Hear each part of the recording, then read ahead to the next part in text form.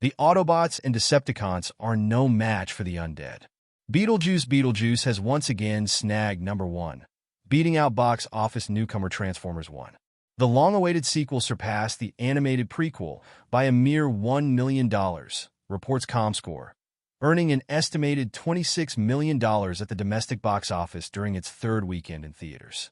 This brings the film's domestic tally to $226 million for a worldwide total of $329 million. Beetlejuice Beetlejuice is a follow-up to the 1988 classic, which sees Winona Ryder, Catherine O'Hara, and Michael Keaton reprising their roles while welcoming Jenna Ortega as Astrid, the rebellious daughter of Ryder's Lydia Dietz, who accidentally opens a portal to the afterlife.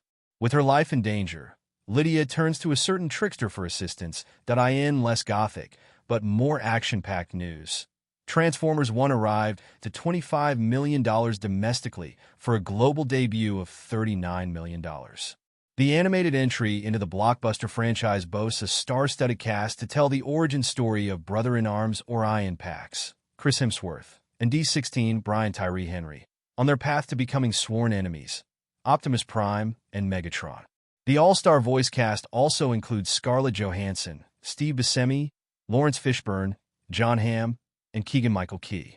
Speaking to Entertainment Weekly back in July, director Josh Cooley said it was crucial for the film to communicate the heartbreak behind D16 becoming the ruthless, power-obsessed villain that fans know so well. The thing that starts to drive a wedge between him and Orion Pax is that the world is not what they thought it was, and they then start to form two different views on how to solve the problem, Cooley explained. And these two versions just naturally butt heads against each other. They're really trying not to get pulled apart.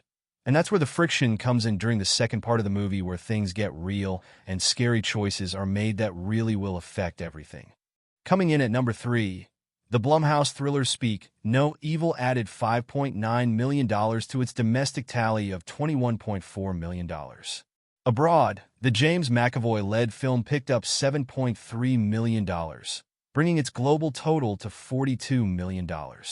Written and directed by James Watkins, and based on the 2022 Danish film of the same name.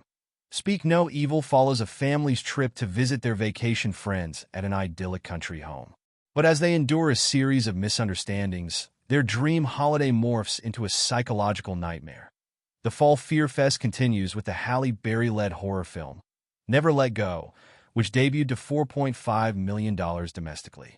Hailing from horror filmmaker Alexander Aya, Crawl, Horns, The Hills Have Eyes, the film stars Berry as Mama, who lives in the post-apocalyptic Deep South with her 10-year-old fraternal twin sons, Samuel and Nolan, Anthony B. Jenkins and Percy Daggs IV, respectively. When they dare to venture away from their home, Mama instructs the boys to protect themselves from evil by tethering themselves to the house with rope. As the title warns, they're told to never let go.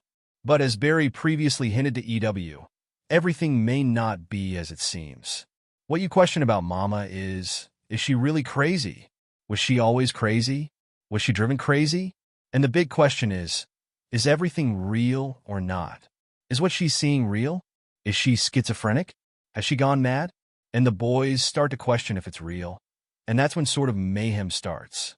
Rounding out fifth is one of the summer's biggest earners, Deadpool and Wolverine. The superhero flick, starring Ryan Reynolds and Hugh Jackman as the titular anti-heroes, has earned another $3.9 million in its 9th week of release, bringing its domestic total to $627 million domestic, $1.3 billion globally. Just missing out on the top 5, despite its limited release, is Corley Fargeet's The Substance, the Demi Moore and Margaret Qualley-led film that sees a fading celebrity make use of a black market drug to create a younger, better version of herself. The body horror flick debuted to $3.1 million following a buzzy run through the festival circuit. The stars previously told EW that the demands of the film constantly pushed them to the brink, both physically and emotionally. Every goddamn day, Qualley said. Even the dancing, in the workout video portions, was brutal. Moore added, "We'd hit the weekends, and both of us, did we go out anywhere? We didn't do anything.